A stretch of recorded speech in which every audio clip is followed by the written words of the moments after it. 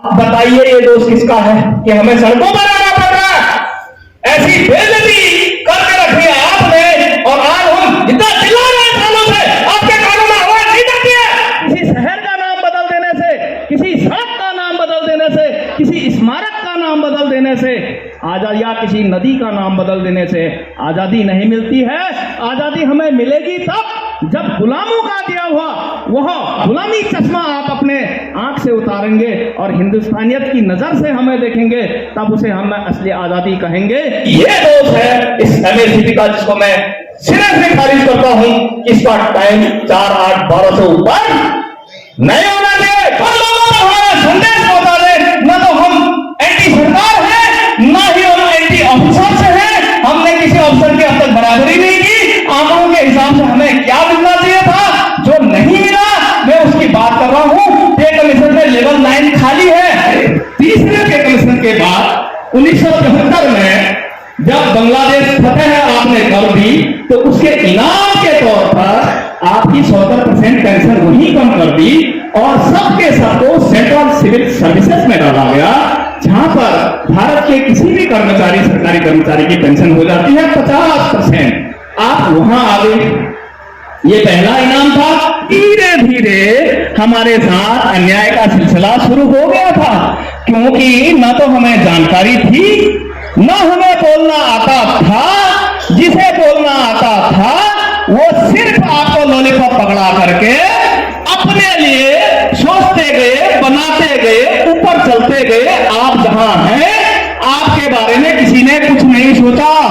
ये अधिकारी भी इंटरमीडिएट पास करते हैं, नेशनल लेवल पर सिलेक्शन होता है और एक अच्छी आईक्यू और सर्विस सिलेक्शन होने के बाद 3 साल एनडीए ट्रेनिंग करके हेमवती नंदन भोगड़ा खुद उनको ग्रेजुएट की डिग्री देती है। 1 साल मेरे घर पर आएंगे, बगली पर है, वही तो जाते हैं हम कैंटीन, और वो लेवल 10 के लायक आप तैयार करते हैं। तो क्या जवान को आप 9 महीना 1 साल में एक ग्रेड अप लाइन को तैयार नहीं कर पाए आप? जबकि केवल आप एजुकेशन बेसिस देख रहे हैं। यदि सिविलियन एजुकेशन का ये शारीरिक रूप से कमजोर हो, चश्मा पहनता हो, तो क्या उसको नौकरी नहीं मिलेगी? मिलेगी। क्या जवान को मिलेगी? नहीं। डीपली आप उसका प्रोफेशनल टास्क की पूर्ति से आप उसका डीपली मेडिकल कर रहे हैं, और हजारों की भीड़ में निकलकर अपना प्रदर्शन करके फिजिकल को क्वालिफाई कर रहा है, तो उसकी तुलना बराबर के समकक्ष एजुकेशन से कैसे कर दी जाए? ऐसा नहीं होना चाहिए था। साधारण भाषा में जिस ग्रेड में आपका सिपाही है, बैंड 1 लेवल 3 आज की डेट पर ग्रेड पे के हिसाब से 2000 रुपया, बेसिक पे 21,700, जबकि उसे ग्रेड लेवल 4 में होना चाहिए था, जहां पर आपके नेक्स्ट साल शुरू होते हैं। ग्रेड पे 2400, बेसिक स्टार्ट तनख्वाह 25,500। क्या सिपाही मिनिमम सर्विस में ना तो उसका पेमेंट चेंज हो रहा है, और वो उसी पेमेंट में है, तो क्या यह न्याय संगत हुआ? फिर आप मिनिमम एंड मैक्सिमम पेंशन का निर्धारण किस फॉर्मूले से कर रहे हैं? Who is maximum? मैं भारत सरकार से पूछता हूं कि हमारा मैक्सिमम पेंशन का वो कोई ऐसा हवाला दें जिसके आधार पर वो ओआरपी दे रहे हैं कि मिनिमम को मैक्सिमम की तरफ लाना ओआरपी है। झूठ बोलते हैं आप, ऐसा कोई फॉर्मूला नहीं है। तो तुक्के से जहां पर कितना है उसकी तरफ ला रहे हो। गंगा आप उल्टी बह रहे हो, गंगोत्री से जाना गंगा सागर चाहिए था, आप गंगा सागर से गंगोत्री ला रहे हो। 2014 वाले के सुधार साहब को की तरफ आप 2019 को ले जा रहे हो। बराबर इंडेक्स सही, गणित सही, फॉर्मूला सही। तो मेरे महानुभाव, हम आपको अपना शिरोधार, ये देश के रक्षक, आपको जनरल साहब, कर्नल साहब, सिविल में भी सलाम करते हैं, रेजिडेंट डे वगैरह में भी जब बुलाते हैं ना, आपको चीफ गेस्ट वही सम्मान देते हैं। क्या आपने हमारा सम्मान किया? हाँ या नहीं? जो आप अपने लिए कर पाए वो सिपाही के मिनिमम सर्विस के लिए क्या आपने की? नहीं की। ये दोष है इस एमएसपी का, जिसको मैं सिरे से खारिज करता हूं। इसका टाइम 4-8-12 से ऊपर नहीं होना चाहिए। सेनाओं की संरचना, बनावट और टास्क को देखते हुए कुछ काम एक जैसे हैं साहब। जैसे 5 किलोमीटर पीपीटी तिगुना दौड़ है, फिर 15 होनी चाहिए ना मेजर साहब के लिए। तिगुना जो है, क्या ऐसा है? नहीं है, क्योंकि वो प्रोफेसर की जरूरत के लिए कुछ मानदंड समान होते हैं। और इतना खास फर्क राशन में भी नहीं है साहब। न्यूट्रिशन नहीं मिलेगी तो क्या काम कर पाएगा? नहीं कर पाएगा। मुझे बताइए, टारगेट पर एमएम लाने के लिए जितनी गोलियां मारनी चाहिए उतनी नहीं लगी तो क्या मेजर साहब एमएम कहलाएंगे?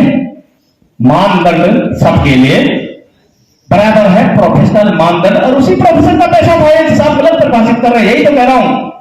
सीआईसी के ऑपरेशन में arm forces special power act 1958 पहले ही समझा दिया है। नाइट भी तो लड़ाई लड़ रहा, वो भी कमांडर है, तो क्या हर कमांडर के स्तर का आप एमएसपी अलग अलग कर सकते हो? अगर कर सकते हो तो वो सैनिक जो स्कॉट आगे जा रहा है उसके माँ बाप नहीं है, वो किसी का बेटा नहीं है, उसकी कोई भावनाएं नहीं है, उसका कोई आत्मसम्मान नहीं है, उसने 18-20 साल खेलने कूदने की उम्र में बलिदान नहीं दिया अपनी भावनाओं का। खेलना कूदना चाहिए था जैसे और लोग सामाजिक गतिविधियों में भाग लेते हैं। जब उसने अपना सर्वस्व सामाजिकता, सर्वस्व नागरिकता के वो वसूल आप पर बलिदान किए तो उसका एमएसपी इतना कम क्यों? पहले सर में ट्रेनिंग करते हैं, आप इक्विपमेंट पहनते हैं, रशियन स्लीपिंग बैग है तो सबका है, बल्कि आप बुखारी में है, वो बाहर खड़ा और आपको रिपोर्ट दे रहा अलग कि बाहर मौसम खराब हो गया, उसकी सिटी पर आप पास कर देते हैं। सिर्फ आप इतना ज्यादा और वो इतना कम क्यों? तब तो मेरे को अपने बाप की दुलाली बंदूक डबल मोर बैरल वो लेके जाना चाहिए और आप जो है आजकल का असल्ट राइफल ले जाएंगे। ऐसा तो नहीं होता, क्योंकि वो टास्क की पूर्ति के लिए हर चीज बराबर है, छुट्टियां बराबर हैं, तो लिहाजा एमएसपी को भी बराबर किया जाए। महानुभाव, जितना आपका है उतना नहीं, गवर्नमेंट अगर 5200 को उचित समझती है एज अकॉर्डिंग इकोनॉमी तो उनको भी 5200 नाम कभी ज्यादा नहीं मांगेंगे, लेकिन आपका ज्यादा क्यों है? और नॉन कॉम्बैट का इतना क्यों है जब नर्सिंग स्टैंडर्ड नहीं है? अभी पलटन का भूडा मेजर साहब क्यों ले रहा स्टेटिक फॉर्मेशन में, जहां आप मजे ले रहे हैं? सब एरिया, स्टेशन हेडक्वार्टर, एनसीसी, उम्र थी ना आपकी अच्छी, बॉर्डर पे जाइए ना, यहां में रहता स्टैटिक जगह, वहां भी आपने अपना हमारा अधिकार न वहां छोड़ा न यहां छोड़ा, ऊपर से गैजेट भी कहते हो, ऊपर से हमारे को पैरामिलिट्री के साथ चलाते हो, लेकिन उनके और हमारे बीच क्या अंतर है, हमारी रैंकिंग सिस्टम क्या है, आप ये भी बताने को तैयार नहीं है भारत सरकार को। यहां पर भी आप छुपा गए थे उस बात को, ये है खराबी। और इस प्रकार के डाटों से भारत सरकार को जो मैसेज जा रही है अब वो बता देता हूं। यह संगठन एंटी अफसर है, यह संगठन इस प्रकार के काम कर रहा है देश में जो गवर्नमेंट को नहीं चाहते हैं। पॉइंट नंबर 2, ये चाहते हैं कि सैनिक भी विद्रोह पर उतरने की स्थिति में आ जाए और आने वाले 2024 के चुनाव में भारत सरकार के 144 सीटों को प्रभावित किया जाए, और इसलिए इन गलत तथ्यों को पेश करके पूरे देश के सैनिकों और पूरी जनता को गुमराह कर रहे हैं। यह दुविधा में भारत सरकार है। यदि आपने लास्ट कंक्लूजन आपने इनकी बात मान ली तो सैनिकों पर अप्रत्यक्ष रूप से हुकूमत एक्सपेंड करेंगे, हमारी कमांडरशिप खत्म हो जाएगी, हम बटन नहीं रख पाएंगे उसको घर में, हम उसे काम नहीं ले पाएंगे, हमारी हुकूमत और अधिकार खत्म हो जाएंगे, इसलिए इनसे बात नहीं करनी। ये इस प्रकार के बातों से पता चलता है। क्या मैं गलत हूं? यही समझाया जा रहा है, क्योंकि सही अर्थों में आपने बताया ही नहीं है कि है क्या। मैंने आपको जटायु और संपाति का उदाहरण दिया कि उन्होंने किस प्रकार से रामातल को लंका तक भेजा था। सक्षम होते हुए भी उनको पता नहीं था, सक्षम होते हुए आपको भी पता नहीं है। जब कोई दिशा दे रहा है, मार्गदर्शन दे रहा है, तरीके बता रहे हैं, तो प्लीज प्लीज प्लीज जो यहां पे नहीं जा रहे हैं, जो कहीं भी है, उन लोगों को हमारा संदेश पहुंचा दे। न तो हम एंटी सरकार है, ना ही हम एंटी ऑफिसर से हैं। हमने किसी ऑफिसर की अब तक बराबरी नहीं की। आंकड़ों के हिसाब से हमें क्या मिलना चाहिए था, जो नहीं मिला, मैं उसकी बात कर रहा हूं। पे कमीशन में लेवल 9 खाली है, सुधार लेवल भी 80 पर है, और सब 10 से शुरू होगा, तो पे नंबर 9 आपने किसके लिए रखा है? बुआ भतीजे है क्या किसी के कोई जो हो जाएगा? हमारा ही तो लेवल था, पर आप देना नहीं चाहते हैं, ना ही आपने दिया। सर्विस इन्वायरमेंट दिन प्रतिदिन फौज का खराब है। एक तो कुछ कानून ऐसे हैं जो बहुत गलत है, भारतीय संविधान में संशोधन हो सकता है तो उनमें भी संशोधन की गुंजाइश है। दूसरा, जो ब्रिटिश का चश्मा आपने ओढ़ के रखा है, जिसके आधार पर आप दुनिया का आकलन करते हैं, वो परसेप्शन एंड एटीट्यूड रखते हैं, उसे अपने दिमाग से निकाल दें। तीसरा, जो आपने अंग्रेजों की बहुत गलत प्रथाओं को अधिकार समझ लिया है, उनको छोड़ दें, जैसे सहायक प्रथा। इसी में शामिल है लेडीज इंटरफियरेंस। शिव साहब की उतनी नहीं चलती जितनी मेम साहब की चल रही पलटन में। गाड़ियों का लगातार अवैध इस्तेमाल, बाजार जाना, कहीं जाना, एक पलटन 300 से लेकर 500 लीटर पेट्रोल बचाएगी एक महीने का। मुझे उस कार डायरी को बताइए जिसमें उनके बच्चों का, बीवियों का बाजार जाने का विवरण हो और ऑडिटर्स को ऑडिट कर दें। नेवर। ये थैटन को पकड़ता ही नहीं है। पकड़ता किसको है? Number 1 car, number 2 car. उन जिप्सियों को रेकी सर्विलेंस के लिए मॉडिफाइड करके आपके राजस्थान बॉर्डर पर उस पर रडार लगाने के लिए, व्यवसाय लगाने के लिए, सर्विलेंस टूप्स लगाने के लिए मॉडिफाइड करने के बजाय hard top, soft top, AC करके रेड मार के सारा एडीजी एसी जितने कराने वो खा गया।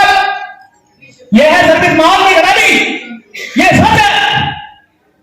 क्योंकि आपका लेडीज इंटरफेयर इतना ज्यादा है, हुकूमत आपकी है, इसलिए जवान आत्महत्या करता है, क्योंकि घर में नौकर की तरह वो है, तो बगावत होगी।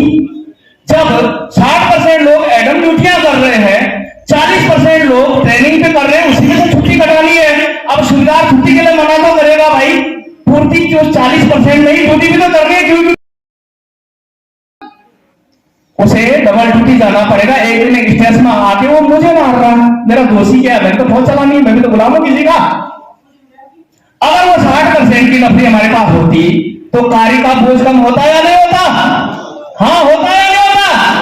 इसी प्रकार इक्विपमेंट का आप गलत इस्तेमाल करते हैं। सेना में जितने प्रकार के ग्रांट आते हैं उनका इस्तेमाल हम एक क्लास एकेडमी में रहे, करोड़ों के बजट आते हैं।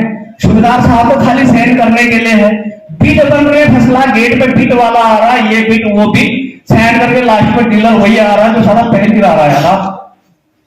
ठीक है साहब, इतने सेना के अंदर हैं, कोई पकड़ने को तैयार नहीं है। इतना ज्यादा माहौल खराब है, कोई बोलने को तैयार नहीं है।